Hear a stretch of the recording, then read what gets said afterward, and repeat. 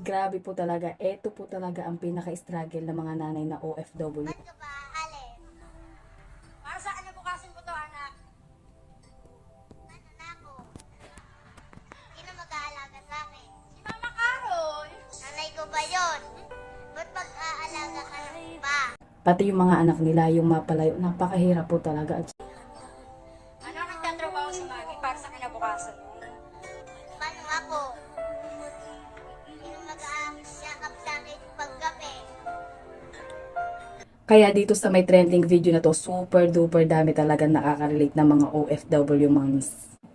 Andiyan naman si Mama Carol, hindi ka niya pababayaan. Laban lang tayo, pasasaan at lahat ng mga pinaghirapan natin may magandang patutunguhan.